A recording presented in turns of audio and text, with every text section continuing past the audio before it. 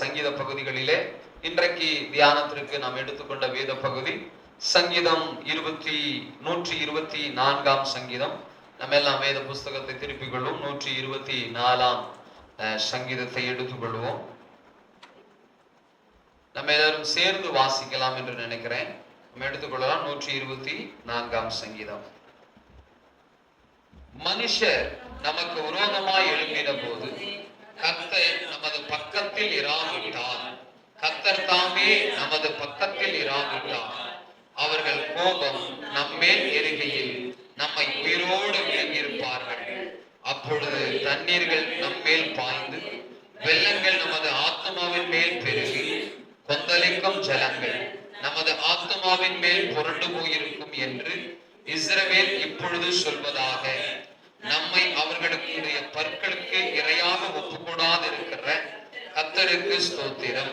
வேடருடைய கண்ணிக்கு தப்பின குருவியை போல நம்முடைய ஆத்துமா தப்பிற்று. கண்ணீர் தெரித்தது, நாம் தப்பினோம். நம்முடைய சகாயம் வானத்தையும் பூமியும் உண்டாக்கின கர்த்தருடைய நாமத்தில் உள்ளது. அல்லேலூயா. தேவனுக்கு மகிமை உண்டாவதாக. இந்த சங்கீத பகுதியிலே இந்த மனிதர் மிக வேதனையான ஒரு நெருக்கடியான சூழ்நிலையில இருந்து இதை பாடுகிறதை நம்மால் உணர முடிகிறது. இது வழக்கமாய் சொல்வது போல ஆரோகண சங்கீதமாய் இருக்கிறது. கீழே இருந்து மேலே ஏறுகிற பொழுது, மலை மேலே கடந்து வரும் பொழுது அவர்கள் பாடிக்கொண்டு வருகிற பாடலாக நம்ம கடந்த நாள்லயே அதை கேட்டிருந்தோம். அதே போல கீழே விழுந்த ஒரு சூழ்நிலையில் இருக்கிற ஒரு மனுஷன் மேல வருவது போலவும் இந்த சங்கீதம் நமக்கு காண்பிக்கிறது. ஆமென். சோ இதுல நம்ம பார்ப்போம்னாக்கா 2ஆம் வசனத்தையும் 8ஆம் வசனத்தையும் வாசிக்கலாம். 2ஆம் வசனம் பாருங்க. கர்த்தர் தாமே நமது பக்கத்தில் இராவிட்டார் என்று எழுதப்பட்டிருக்கிறது. சோ ஆண்டவர் நம்ம கூட இல்லைன்னா நம்ம அழிஞ்சு போயிருக்கிற சூழ்நிலைகள் உண்டு. ஆமென். ஆண்டவர் நமது பக்கத்திலே இருக்கிறார். ஆண்டவர் நம்முடைய பக்கத்தில் இருக்கிறார். தாவீது சொல்வது போல கர்த்தரின் பட்சத்தில் இருக்கிறாரு, மனுஷன் எனக்கு என்ன செய்வான்? அப்ப ஆண்டவர் கூட இருக்கும் பொழுது ஒரு பெரிய பாதுகாப்பை உணர முடிகிறது. ஆண்டவர் கூட இருக்கும் பொழுது எத்தனை எதிரான சூழ்நிலைகள் வந்தாலும் ஸ்தோத்திரம், ஒரு பெரிய நம்பிக்கை இருக்குது, ஆண்டவர் பார்த்துக் கொள்வார். அல்லேலூயா. தொடர்ந்து 8ஆம் வசனத்தை வாசிங்க. நம்முடைய சகாயம் வானத்தையும் பூமியையும் உண்டாக்கின கர்த்தருடைய நாமத்தில் உள்ளது. ஆமென். நமக்கு சகாயம் எங்க இருக்குதுன்னா கர்த்தருடைய நாமத்துல. அந்த கர்த்தர் சாதாரணமானவர் அல்ல, வானத்தையும் பூமியையும் உண்டாக்கினவர். சோ அப்படிப்பட்ட தேவனிடத்திலிருந்து நமக்கு சகாயம் வருகிறது. சகாயம்னா என்ன? உதவி. சகாயம்னா என்னது? உதவி. எனக்கு சகாயம் பண்றாங்க, சில வார்த்தைகளை கேள்விப்பட்டிருப்பீங்க. சகாயம் என்பது உதவி. சோ அந்த உதவிய நமக்கு பக்கத்துல இருந்து ஆண்டவர் என்ன பண்றாங்களாம்? செய்யறாங்க. சோ ஆபிரகாமுடைய சந்ததிக்கு உதவி செய்யவே ஆண்டவராகிய இயேசு கிறிஸ்து வந்தாராம். அல்லேலூயா. சோ அவர் உதவி செய்கிற தேவன், நம்ம கூட இருந்து நமக்கு சகாயம் பண்ணுகிற தேவன். சோ அப்படிப்பட்ட ஒரு தேவனை தான் இந்த இடத்துல இந்த சங்கீதக்காரன் தன் வாழ்க்கையில உணர்ந்தவனாக, அனுபவித்தவனாக இந்த சங்கீதத்தை எழுதுகிறான். உங்களை கேட்டா கூட நீங்க கூட பக்கம் பக்கமா எழுதுவீங்க, ஆண்டவர் இதெல்லாம் உங்களுக்கு உதவி செய்தாரு, சகாயம் பண்ணாருன்னு சொன்னா நிறைய காரியங்களை சொல்லுவீங்க. அப்போ ஆண்டவர் பக்கத்துல இருந்து நமக்கு உதவி செய்யக்கூடியவர், சகாயம் பண்ணக்கூடியவர். எப்படிப்பட்ட நேரங்களில அதைதான் இவர் சொல்றாரு. ஸ்தோத்திரம். ஒரு 4 காரியத்தை தன்னுடைய வாழ்க்கையில எப்படிப்பட்ட நேரத்துல ஆண்டவர் என் பக்கத்துல இருந்து எனக்கு சகாயம் பண்ணாரு, உதவி செய்தார் என்பதை இந்த சங்கீதக்காரன் இங்க பதிவு செய்கிறான். அதே சூழ்நிலையில நமக்கும் அவர் உதவி செய்ய வல்லவர். அல்லேலூயா. வாசிக்கலாம். முதல் வசனம்.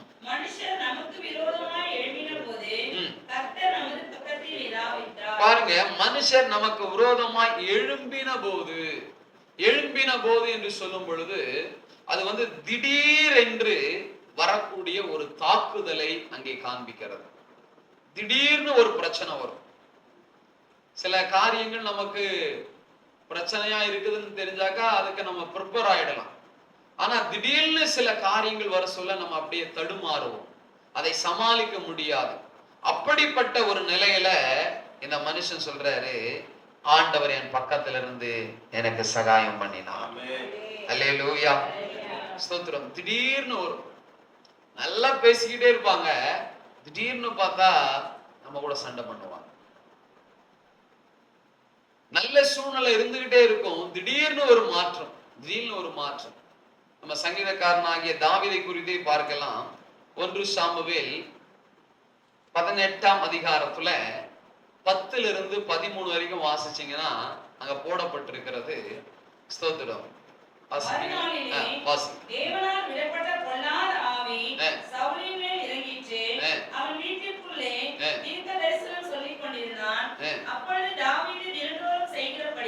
தாவீது தினந்தோறும் செய்கிறபடி, எப்படிங்க? தினந்தோறும் ராஜாவுக்கு முன்னாடி போய் அவன் பாட்டு பாடுவான், அவன் தேவனை துதிப்பான். சோ ராஜாவுக்குள்ள இருக்கிற அசுத்த ஆவிகள், பலவீனங்கள் எல்லாம் நீங்கும்படியாக அவன் துதிக்கிறது தினந்தோறும் செஞ்சுக்கிட்டே இருக்கிறான். இதுக்கு முன்னாடி செஞ்ச பொழுது அவனுக்கு ஆபத்து வரல, இதுக்கு முன்னாடி செஞ்ச பொழுது நல்ல சூழல் தான். ஆனா இப்ப பாருங்க, வாசிங்க.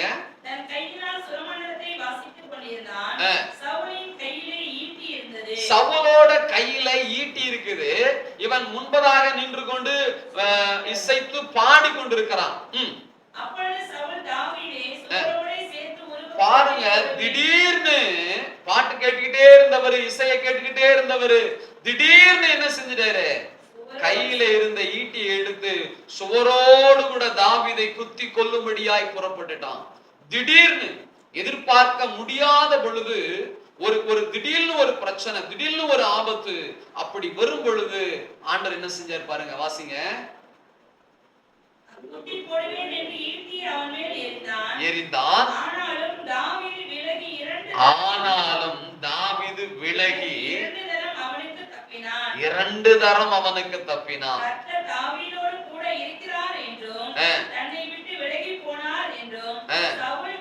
கண்டான். போதும் போதும் போதும், இங்க கவனிக்கிறோம்.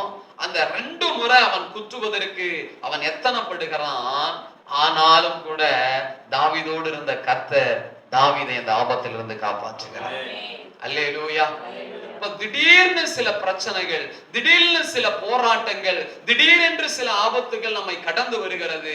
ஆபத்து காலத்தில் என்னை நோக்கி கூப்பிடு, நான் உன்னை விடுவிப்பேன், நீ என்னை மகிமைப்படுத்துவாய். பாருங்க, இந்த ஆபத்தான நிலையில உடனடியான ஒரு காரியம் இது, வேற யாராலும் நம்ம காப்பாற்ற முடியாது.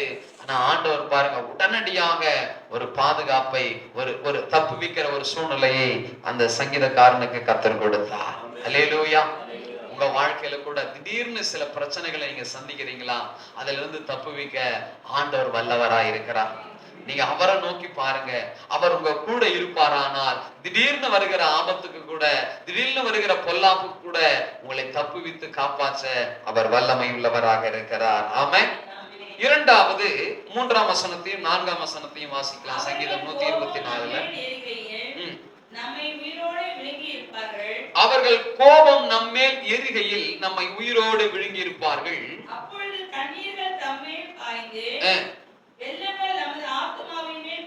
பெருகி. பாருங்க, இங்க இருக்கிற சூழ்நிலையை நம்ம பார்க்கிறோம். வெள்ளம் எழும்பி ஜலம் புரளும் போது அவர் பக்கத்திலிருந்து நமக்கு சகாயம் பண்ணுகிறார். ஆமென்.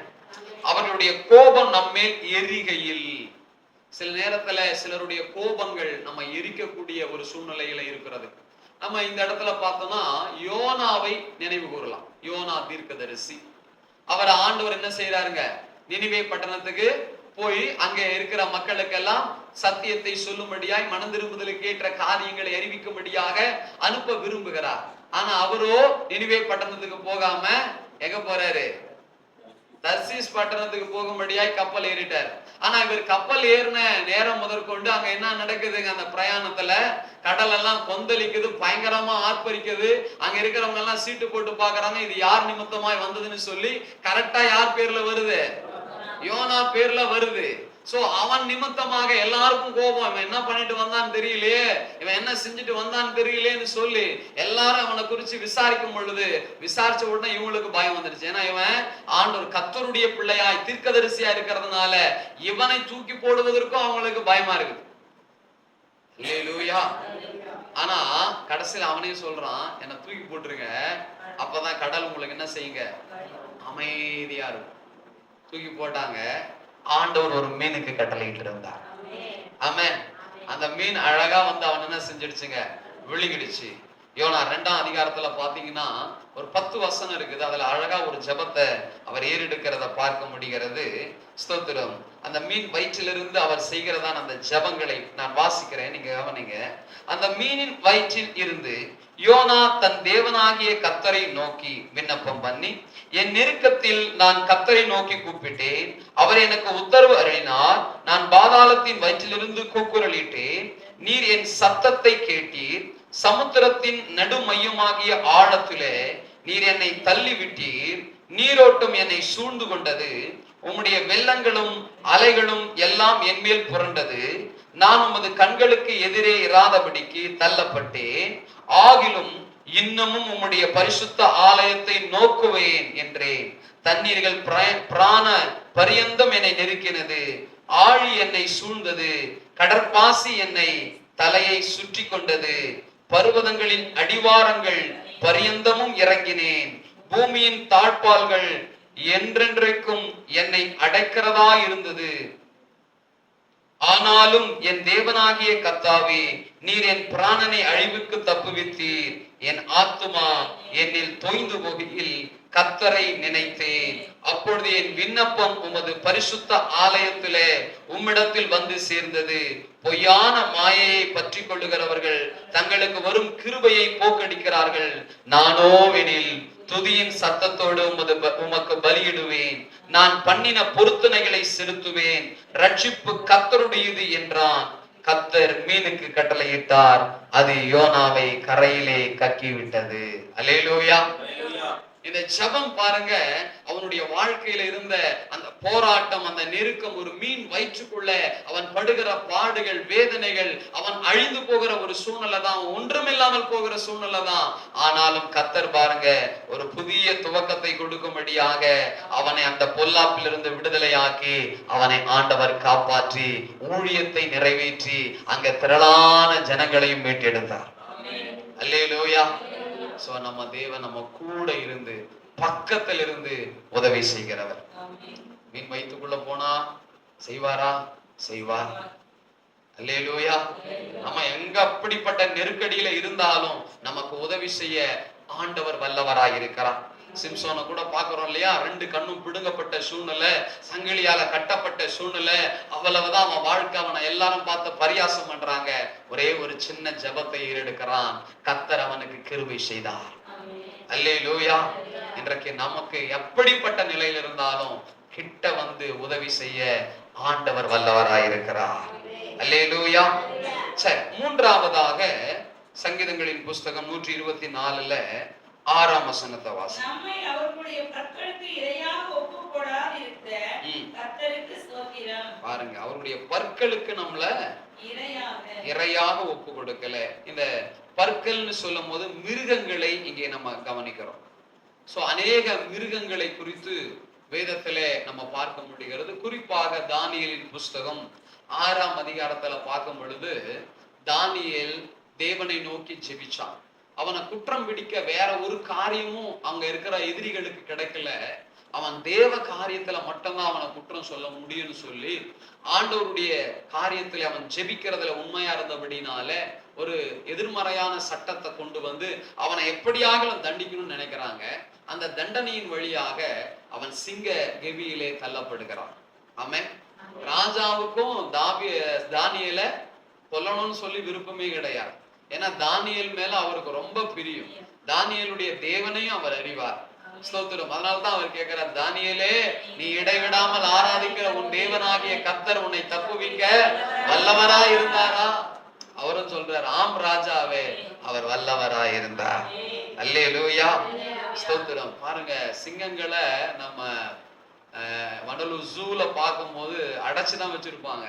அது ஒரு சின்ன சத்தம் போட்டா கூட நமக்கு பயமாதான் இருக்கும். அல்லேலூயா. ஆனா மிக மிக அருகாமையில பார்க்கிறான். அங்க கூட பாருங்க, ஆண்டவர் அற்புதம் செய்யறாரு.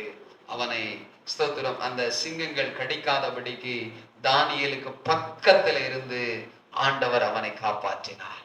அல்லேலூயா. சோ ஜெபிக்கிற மனுஷனோடு கர்த்தர் நிச்சயமா பக்கத்துல இருப்பார். ஆமென்.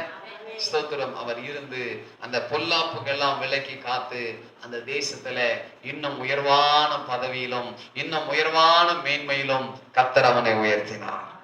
அல்லேலூயா. அதனாலே உங்கள் மேல் சில பேர் பற்கடிச்சு கொண்டு கூட வரலாம். சில பிசாசு பிடிச்சவங்களாம் பல்ல கடிக்கும், பார்த்திருக்கீங்களா? ஸ்தோத்திரம். அதனால எப்படிப்பட்ட சூழ்நிலையோடு கூட உங்களை பட்சித்து போடலான்னு கூட சில மனிதர்கள் மிருகத்தை போல எழும்பலாம். ஆனா கர்த்தர் உங்க பக்கத்திலிருந்து உங்களை உதவி செய்ய வல்லவராயிருக்கிறார். அல்லேலூயா. இறுதியாக கடைசியாக 7-8 வசனங்களை வாசிக்கலாம். வேடனுடைய கண்ணிக்கு தப்பின குருவியை போல நம்முடைய ஆத்துமா தப்பிச்சு கண்ணி தெரித்தது, நாம் தப்பினோம். நம்முடைய சகாயம் வானத்தையும் பூமியையும் உண்டாக்கின கர்த்தருடைய நாமத்தில் உள்ளது. ஆமென். அல்லேலூயா.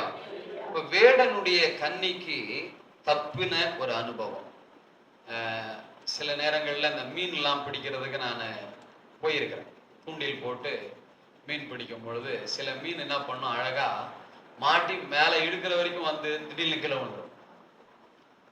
மீன் பிடிக்கிற நமக்கு ரொம்ப ஃபீலிங்கா தான் இருக்கும், கஷ்டமா தான் இருக்கும். ஆனா மீனுக்கு தப்பிச்சோண்டா சாமி, இனிமே என்ன செய்யக்கூடாது, இந்த இடத்துல வந்து சாப்பிடக்கூடாது, ஸ்தோத்திரம் அப்படின்னு சொல்லி தப்பிச்சு ஓடும் பாருங்க.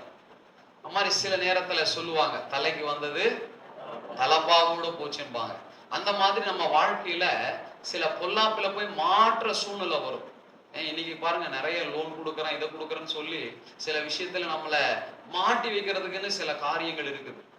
ஸ்தோத்திரம். இந்த உலகத்துல பலவிதமான ஏமாற்று வேலைகள் இருந்து கொண்டுதான் இருக்கிறது. ஆனாலும் அதுல இருந்து நம்ம தப்பும் பொழுது கர்த்தர் பெரிய காரியத்தை செய்கிறார். அல்லேலூயா.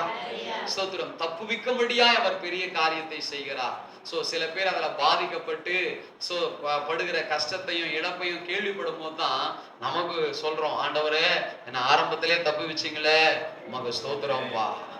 அல்லேலூயா. ஒரு காரியம் ஞாபகம் வருது. எங்க கிராமத்துல கிட்டத்தட்ட 10-15 வருஷத்துக்கு முன்னாடி நடந்த ஒரு சம்பவம். என்னன்னா, ஸ்தோத்திரம், வீட்டுடைய பட்டாவையும் ஸ்தோத்திரம் ஒரு 20 ரூபாயும் கொடுத்துட்டாக்கா வீடு கட்டி தர்றதா ஒரு ஸ்கீம். அது வந்து தனியார் தான், கவர்மெண்ட் இல்லை அப்படின்னு ஒரு காரியம் வந்தது. எல்லாரும் கொடுத்துட்டு இருந்தாங்க. ஸ்தோத்திரம். பாத்தீங்கன்னாக்கா அடுத்த வாரத்திலேயே அந்த ஸ்கீமை கொண்டு வந்தாலும் போலீஸ் அரெஸ்ட் பண்ணுது. என்னன்னு பாத்தீங்கன்னா, அவங்க இந்த மாதிரி பல ஊர்ல போயிட்டு முதல்ல 20 ரூபாய் கேட்பாங்களாம், அப்புறம் 5000 ரூபாய் கேட்பாங்களாம். இப்படி கொஞ்சம் கொஞ்சமா அந்த ஜனங்க கேட்ட பணத்தை வாங்கி என்ன செய்வாங்க, அந்த இடத்தை விட்டு காணாம போயிடுவாங்க. சோ இப்ப பாருங்க, அந்த ஜனங்க எல்லாம் நன்றி சொன்னாங்க ஆண்டவர். அல்லேலூயா. அந்த மாதிரி சத்துரு சில வலைகளை நமக்கு விரிப்பான். ஆனா பாருங்க, கர்த்தர் நம்ம கூட இருந்து அதுல இருந்து தப்புவித்து நம்மை நல்வழிப்படுத்த வல்லவராக இருக்கிறார். அல்லேலூயா. ஸ்தோத்திரம். நீங்க பாக்குறோம், தாவீதுக்கு இந்த சம்பவம் நடந்ததை நம்ம பார்க்க முடிகிறது. 1 சாமுவேல் 19ஆம் அதிகாரம் 1-2 வசனங்களை நம்ம படிச்சோம்னாக்கா, அதை மட்டும் படிங்களா, நான் முடிச்சிடுறேன். 1 சாமுவேல் 19ஆம் அதிகாரம் 1-2 வசனங்கள். தாவீதை கொன்று போடும்படிக்கு சவுல் தன் குமாரனாகிய யோனத்தானோடும் தன் ஊழியக்காரர் எல்லாரோடும் பேசினார். பாருங்க, இங்க சவுல் ராஜா தாவீதை கொண்டாடினான். ஆனா ஜனங்க எல்லாரும் தாவீது சவுல் கொன்றது 1000, தாவீது கொன்றது 10000 சொன்ன நாள் முதற்கொண்டு இவனுக்குள்ளே அவன் மேல் ஒரு கோபம், எரிச்சல் வந்து விட்டது. ஆகினாலே தாவீதை கொல்ல வேண்டும். பாருங்க, தாவீது இத்தனைக்கு நன்மை தான் செஞ்சான். ஆனா கொல்லணும், அழிக்கணும், அவனை எடுத்து போட்டணும்னு சொல்லி யாரு கூட பேசுறான், தன்னுடைய பிள்ளையோடும் யோனத்தானோடும் அங்க இருந்த அதிகாரிகளோடும் பேசுறாங்க. ஆனா யோனத்தான் தாவீதுக்கு என்னங்க, நல்ல ஃப்ரெண்டு. அல்லேலூயா. ஸ்தோத்திரம். நல்ல ஃப்ரெண்டு. பாருங்க, ஸ்தோத்திரம். தான் பதவி போனாலும் பரவாயில்ல, தன் நண்பனுடைய உயிருக்கு ஆபத்து வரக்கூடாது. அல்லேலூயா. ஸ்தோத்திரம். சவுல் திட்டமிடுகிறான், அவனை சாப்பாட்டுக்கு அழைக்க வேண்டும், அல்லது அவன் தன்னுடைய மகளோட வீட்டுல தான் இருக்கிறான், ஏன்னா தன் மகளை திருமணம் முடிச்சு கொடுத்திருக்கிறான். ஸ்தோத்திரம். போய் அவனை கொன்று வேண்டும் என்று சொல்லி அவன் பல விதத்திலே சதி திட்டங்களை தீட்டுகிறான். ஆனால் கர்த்தரோ தாவீதுக்கு உதவி செய்யும்படி யோனத்தான் உள்ளத்துல பேசி அதை தாவீதுக்கு அறிவித்து தாவீதை எச்சரிக்கையாயிருக்க வைத்து தாவீதை இந்த பொல்லாப்புக்கு தப்புவிக்கிற ஒரு சூழ்நிலையை கர்த்தர் ஏற்படுத்தி கொடுத்தார். அல்லேலூயா. ஸ்தோத்திரம். நான் நம்புறேன், நீங்க ஆண்டவரை நேசிக்கிறீங்க, நானும் நேசிக்கிறேன், ஆண்டவர் நம்மளை நேசிக்கிறாரு. நம்ம வரப்போற சில பிரச்சனைகளை குறிச்சு யார் மூலமாகிலும் ஆண்டவர் முன்னுமே நமக்கு அறிவிச்சிருவாரு. சோ தீர்க்க தரிசனங்கள் அற்பமா என்னாதிருங்கன்னு வசனம் சொல்லுது. சில ஆலோசனைகள் நமக்கு நேராய் கடந்து வரும் பொழுது நம்ம அற்பமா இருக்கக்கூடாது. ஒருவேளை தாவீது அற்பமா இருந்து அந்த கூட்டத்துக்கு போயிருந்தா அவன் கதை முடிஞ்சிருக்கும். கர்த்தர் உணர்த்தினார், உணர்வடைந்தான், அதற்கு நேராய் தன்னை ஒப்பு கொடுத்தான். நான் எங்க போவேன் அப்படின்னு தெரியாம புலம்புற ஒரு சூழ்நிலை தான், வனாந்தரமா ஓடுற சூழ்நிலை தான். ஏன்னா ராஜாவுக்கு தப்பி எந்த இடத்துலயும் நிலையா நிக்க முடியாது. ஆனாலும் பாருங்க, கர்த்தர் அவனை அந்த ராஜாவின் கரங்களுக்கு விலக்கி காத்துக்கிட்டே இருந்தார். ஒரு நாள் ஆண்டவர் ராஜாவினுடைய சிங்காசனத்துல தாவீதை கொண்டு வந்து உட்கார வைத்தார். ஆமென். சோ ஆகவே நம்முடைய ஆண்டவர் கூட இருந்து உதவி செய்ய, திடீர்னு எழும்புகிற பிரச்சனையிலிருந்து கூட இருந்து உதவி செய்கிறவர். ஆமென். ஸ்தோத்திரம். தேவனுடைய நாமம் மகிமைப்படுவதாக. ஸ்தோத்திரம். இரண்டாவது, வெள்ளம் போல அல்லது பெரிய அளவில நிறைய பேர் நம்மளை சூழ்ந்து கொண்டு அல்லது வெள்ளம் போன்ற பெரிய அளவில பிரச்சனைகள் வரும் பொழுது, எதிரான சூழ்நிலைகள் வரும் பொழுது நம்ம கூட இருந்து நமக்கு உதவி செய்ய, சகாயம் பண்ண அவர் வல்லவராய் இருக்கிறார். அல்லேலூயா. சில நேரத்துல தீவிரமாக பட்சிக்கிற மிருகங்களை போல சில மனிதர்கள் எழும்பினாலும், சில மிருகங்களே எழும்பி வந்தாலும் நமக்கு பக்கத்தில் இருந்து உதவி செய்ய அவர் வல்லவர். ஆமென். சில பேர் மறைவாய் நமக்கு வைத்திருக்கிற வலைகள், அதுல நம்ம சிக்கி கொள்ளாதபடிக்கு, நம்ம அழிந்து போகாதபடிக்கு நமக்கு உதவி செய்து, நமக்கு அதை காண்பித்து, அதை உணர்த்தி நம்ம அழகா வழி நடத்துவாரு. இப்படியெல்லாம் தெய்வம் கூட இருந்து நமக்கு சகாயம் பண்றாரு. இந்த சங்கீதக்காரன் அதை தன் வாழ்க்கையில அனுபவித்தவனா இருக்கிறான். நமக்கும் சில அனுபவங்கள் உண்டு. இன்னும் வருகிற நாட்களிலும் கர்த்தர் நம் பக்கத்தில் இருந்து சகாயம் பண்ணும்படியாக நம்ம ஒப்பு கொடுத்து ஜெபிக்கலாமா? எல்லாரும் எழுந்து நின்று தேவ சமூகத்துல. அல்லேலூயா. நம் ஆண்டவர் உதவி செய்கிற ஆண்டவர், நம் ஆண்டவர் உதவி செய்கிற ஆண்டவர். இம்மட்டமாய் உதவி செய்தார், இம்மட்டமாய் சகாயம் பண்ணினார், இனிமேலும் சகாயம் பண்ணுவா. நம்ம எல்லாம் செபிக்கலாமா? எல்லாரும் தேவ சமூகத்துல. கர்த்தாவே, இந்த நாளுக்காக நாங்கள் மனதார நன்றி சொல்லுகிறோம் ஐயா. இந்த சங்கீதக்காரன் தன் வாழ்க்கையில இருந்த அந்த ஆண்டவரை கர்த்தாவே சூழ்நிலைகள் அத்தனையிலும் கர்த்தர் மட்டும் என் கூட இல்லாவிட்டான், கர்த்தர் மட்டும் என் கூட இல்லைனா அவ்வளவுதான் என்ற ஒரு நிலைக்கு அவன் போயிட்டான் ஐயா. ஆண்டவரே, அந்த மனிதனோடு இருந்து நீர் அழகா சகாயம் பண்ணினீங்கப்பா, உதவி செய்தீங்கப்பா. ஆண்டவரே, கர்த்தாவே திடீர்னு வந்த ஆபத்துகள், ஆண்டவரே கர்த்தாவே திரளான மனிதர்களும் திரளான சூழ்நிலைகளும் எதிராய் வந்த போது ஆண்டவரே கர்த்தாவே ஸ்தோத்திரிக்கிற ஐயா. ஆண்டவரே ஸ்தோத்திரிக்கிறோம். பட்சிக்கிற ஆண்டவர் மிருகங்களை போல எதிரான சூழ்நிலைகள் வந்திருந்தாலும் ஆண்டவரே கர்த்தாவே ஸ்தோத்திரிக்கிற ஐயா, மறைவான கன்னிகளை போன்றதான எதிரான சூழ்நிலைகள் வந்தாலும் அவன் பக்கத்துல இருந்து அவனுக்கு சகாயம் பண்ணினீங்களே. இந்த உலகத்துலதான் நாங்களும் வாழ்றோம்ப்பா. எங்களுக்கும் இப்படிப்பட்ட ஆபத்துக்கள், இப்படிப்பட்ட எதிரான சூழ்நிலைகள் வரதான் செய்கிறது ஆண்டவரே. ஆனாலும் எங்களுக்குள்ள ஒரு பெரிய நம்பிக்கை, இந்த சங்கீதக்காரனுக்கு கூட இருந்து சகாயம் பண்ணினவர் எங்க கூட இருந்தும் சகாயம் பண்ணுங்க ஆண்டவரே. ஆம் தகப்பனே, நாங்க இந்த உலகத்துல வாழ்கிறபடினால, அநேக மனிதர்களோடு கூட பழகிறபடினால ஆண்டவரே கர்த்தாவே ஸ்தோத்திரம், நாங்க இந்த உலகத்துல அதை பாக்குறோம்ப்பா. திடீர்னு எழும்புகிற ஆண்டவரை எதிரிகளை நாங்க பாக்குறோம் ஐயா. திடீர்னு ஆண்டவரை கர்த்தாவே கூட்டமாய் கூடி எங்களை ஆண்டவரை அப்பா எதிர்க்கிறவர்களை நாங்க பாக்குறோம் ஐயா. எங்க மேல கோபமும் எரிச்சலும் ஆண்டவரை வெறியும் கொண்டவர்களையும் நாங்க பாக்குறோம் ஐயா. ஆண்டவரை எங்களுக்கு மறைவாக ஆண்டவரை வஞ்சகமாக சில வலைகளை விரிப்பதை பாக்குறோம் ஐயா. இது அத்தனைக்கும் எங்களை தப்புவித்து எங்களை பாதுகாத்து எங்களை வழி நடத்துங்க ஆண்டவரை. கர்த்தாவே, நாங்கள் தியானித்த ஒவ்வொரு மனிதர்களையும், குறிப்பாய் தாவீதை ஆண்டவர் அந்த தேசத்துல எல்லாவற்றுக்கும் தப்புவித்து அவனை உயர்த்தினீங்களே ஆண்டவரை. தாவீது கூட ஒரு முறை சிங்கமும் கரடியும் கூட வந்துச்சு ஐயா, அப்ப கூட நீங்க காப்பாத்திட்டீங்க ஆண்டவரை. அவன் வாழ்க்கையில ஆண்டவரை எப்போதும் நீங்க கூட இருந்தது அவன் உணர்ந்ததுனாலதான் கர்த்தரின் பட்சத்தில் இருக்கிறார், மனுஷன் எனக்கு என்ன செய்வான்னு சொல்ல முடிஞ்சது. அதே வார்த்தைகளை நாங்களும் சொல்ல எங்களுக்கு கிருபை செய்யுங்க. எங்க கூட இருந்து உதவி செய்வீராக. தொடர்ந்து உங்க பிரசன்னம், பாதுகாப்பு, வழி நடத்துதல் இருக்கட்டும். இன்னைக்கு நடக்கிற பரிசுத்த ஆராதனையை கர்த்தர் பொறுப்பிடுங்க. உங்களுடைய நன்மையும் கிருபையும் தொடர உதவி செய்யும். இயேசு கிறிஸ்துவின் நாமத்தில் ஜெபிக்கிறோம் ஜீவனுள்ள நல்ல பிதாவே. சேர்ந்து சொல்லுவோம். என் ஆத்துமாவே கர்த்தரை ஸ்தோத்திரி, என் முழு உள்ளமே பரிசுத்த நாமத்தை ஸ்தோத்திரி. என் ஆத்துமாவே கர்த்தரை ஸ்தோத்திரி, கர்த்தர் செய்த சகல பாரங்களையும் மறவாதே. ஆமென். நம்முடைய கர்த்தராகிய இயேசு கிறிஸ்துவினுடைய கிருபையும் பிதாவாகிய தேவனுடைய அன்பும் பரிசுத்த ஆவியானுடைய ஐக்கியமும் அநேகமும் ஆறுதலும் சமாதானமும் நம்மிடம் சபையார் யாவருடன் சகல பரிசுத்தவான்களோடும் என்றைக்கும் என்றென்றும் சதா காலங்களிலும் அவர் ஒரே மட்டும் இருப்பதாக. அல்லேலூயா, அல்லேலூயா, அல்லேலூயா. கர்த்தர் உங்களை ஆசீர்வதிப்பாராக. ஒருவரை ஒருவர் வாழ்த்தி சொல்லுவோம். ஆமென், ஆமென். ஸ்தோத்திரம்.